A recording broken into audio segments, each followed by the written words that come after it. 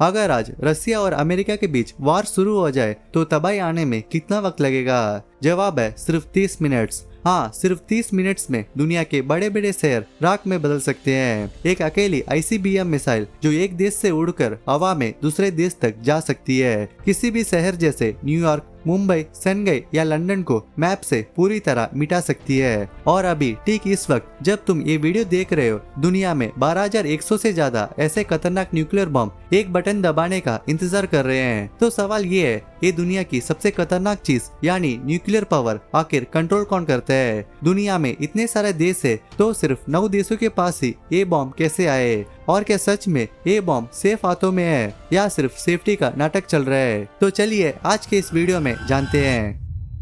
कहानी शुरू होती है 1939 में, जब वर्ल्ड वॉर 2 चल रहा था। उस वक्त हिटलर की नाजी आर्मी ने एक सीक्रेट एटॉमिक बम बनाने की कोशिश कर रही थी। अमेरिका को जब ये पता चली तो उन्हें बहुत डर लगा।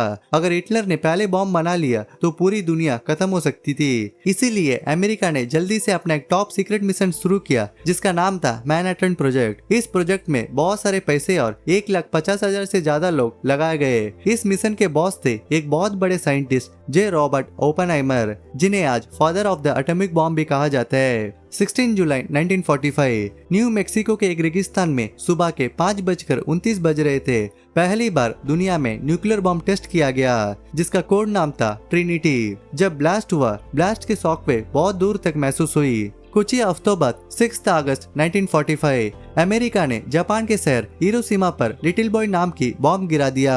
सिर्फ एक अकेले बॉम्ब ने 1,40,000 से ज्यादा लोग की जान ले ली। ठीक 6 दिन बाद 9 अगस्त को नागासाकी शहर पर फैटमैन नाम की बॉम्ब गिरा दिया गया। इसमें और 60 से 80,000 लोग मारे गए। हार मानकर जापान ने तुरंत वार रोक दिया। इतिहास में ये पहले और आखिरी बार था जब किसी वार में न्यूक्लियर बम यूज हुआ।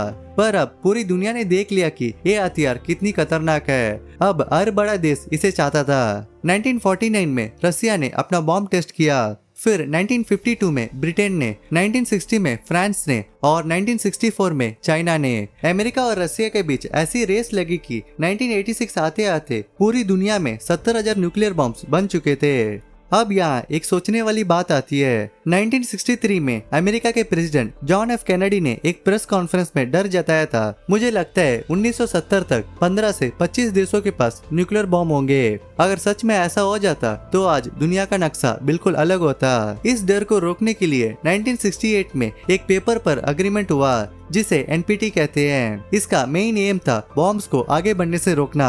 आज 191 देश ने इस पर साइन किया है। NPT का रूल बिल्कुल सिंपल था। जिसने 1967 से पहले बॉम्ब बना लिया सिर्फ वही ऑफिशियल देश माना जाएंगे। ये 5 देश थे, अमेरिका, रसिया, UK, फ्रांस और चाइना। और मजेदार बात यह है कि यही 5 देश यूनाइटेड नेशंस का सबसे पावरफुल मेंबर्स भी है। बाकी सब देशों से कहा गया कि आप प्रॉमिस करो कि आप बॉम्ब नहीं बनाओगे, उसके बदले में आपको देश में बिजली बनाने के लिए सेफ वाली न्यूक्लियर टेक्नोलॉजी दी जाएगी। लेकिन कहानी में एक ट्विस्ट है। 3 देशों ने इस एग्रीमेंट पर कभी साइन नहीं किया। इंडिया, पाकिस्तान और इजराइल। और नॉर्थ कोरिया ने साइन तो किया पर बाद में अपना नाम वापस ले लिया।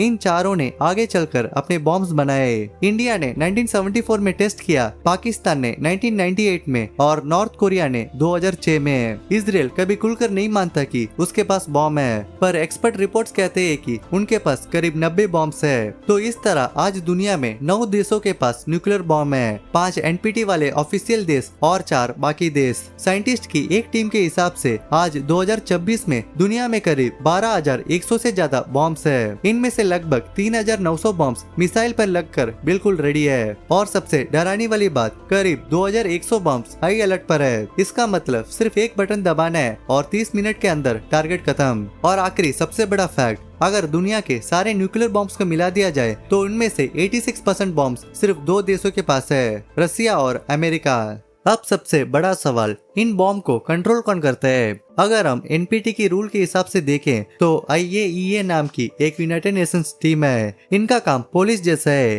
ये चेक करते हैं कि कोई देश चुपके से बॉम्ब तो नहीं बना रहा। लेकिन सबसे बड़ी गड़बड़ ये है, IAEA का कंट्रोल सिर्फ छोटे और उन देशों पर चलता है जिनके पास बॉम्ब नहीं है। जो पावरफुल P5 देश है, अमेरिका, रसिया, यूके, फ्रांस और चाइना, ये अपने न्यूक्लियर प्रोग्राम में IAEA को आने या चेक करने की परमिशन ही नहीं देते। यानी जो देश सबसे ताकतवर है उन पर इन रूल्स का कोई असर नहीं होता। तो सच्चाई ये है कि न्यूक्लियर पावर को यानी P5 देश अपने हिसाब से चलाते हैं और इनमें भी सबसे बड़ा बॉस है रसिया और अमेरिका, क्योंकि दुनिया के 86% बॉम्ब तो सिर्फ इन दोनों के पास है। लेकिन इस कहानी में एक और सच्चाई है जो आम लोग नहीं जानते। अमेरिका ने अपने कुछ न्यूक्लियर बॉम्ब्स अपने दोस्त देशों में छुपा कर रखे हुए हैं, जैसे बेल्जियम, जर्मनी, इटाली, नीदरलैंड्स और टर्की के मिलिट्री बेसिस पर अमेरिका के बॉम्ब रखे हैं। इसे न्यूक्लियर शेयरिंग कहते हैं। मतलब समझो, बॉम्ब टर्की की जमीन पर रखा है पर उसको चलाने का पासवर्ड सिर्फ अमेरिका के पास है। एक तरफ तो बड़ा सा रूल है कि बॉम्ब मत फैलाओ और दूसरी तरफ ऐसी डील चल रही है। देखा देखी में रसिया ने भी बता दिया है कि उसने अपने पड़ोसी देश बेलारूस में भी अपने न्यूक्लियर बॉम्ब्स रख दिए हैं।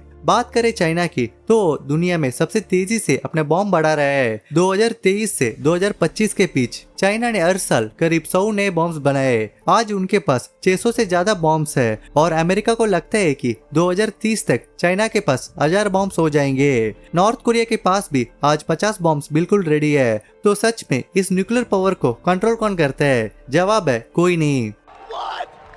ये सब एक नाटक और अनफेयर रूल है जिसे कुछ देश मानते हैं और कुछ नहीं। प्रेसिडेंट जॉन एफ कैनेडी को डर था कि फ्यूचर में 20-25 देशों के पास न्यूक्लियर बॉम्ब्स हो सकते हैं। एनपीटी ने इस खतरे को काफी हद तक स्लो तो किया, लेकिन आज जिन 9 देशों के पास ये न्यूक्लियर बॉम्ब्स है वो भी दुनिया को बर्बाद करने के लिए काफी है। कोल्ड वॉर के टाइम पे दुनिया में लगभग 70,000 न्यूक्लियर बॉम्ब्स थे। आज ये नंबर घटकर करीब 12,000 रह गए हैं। नंबर्स कम हुए लेकिन ताकत नहीं। आज के कुछ मॉडर्न न्यूक्लियर बॉम्ब्स हिरोशिमा वाले बॉम्ब से कई गुना ज्यादा पावरफुल है। सच्चाई ये है कि आज दुनिया में कोई भी ऐसी ग्लोबल फोर्स नहीं है जो किसी पावरफुल न्यूक्लियर कंट्री को पूरी तरह रोक सके अगर वो अटैक करने का फैसला कर ले। एनपीटी एक प्रॉमिस की तरह काम करते हैं और इंटरनेशनल एटॉमिक एनर्जी एजेंसी एक ऐसी वॉचमैन है जो देख तो सकता है लेकिन हर जगह जा नहीं सकता। असली कंट्रोल एक चीज पर टिका हुआ है, डर। ये डर कहता है मैं तुम पर न्यूक्लियर बॉम्ब नहीं फेंकूंगा क्योंकि फिर तुम भी मुझ पर फेंक दोगे। इसी सिस्टम को दुनिया न्यूक्लियर डेटरेंस कहती है और ये सिस्टम तब तक काम करेगा जब तक दुनिया के लीडर्स समझदारी से डिसीजन लेते रहेंगे। लेकिन इतिहास उठा के देखो, इंसान हमेशा परफेक्ट डिसीजन नहीं लेता। बाकी आप खुद सोचिए। अगर आपको ये वीडियो पसंद आए तो लाइक करें और अपने दोस्तों के साथ जरूर शेयर करो। ऐसे ही सच और इम्पोर्टेंट टॉपिक्स को सिंपल लैंग्वेज में समझने के लिए चैनल को सब्सक्राइब करना ना भूलें।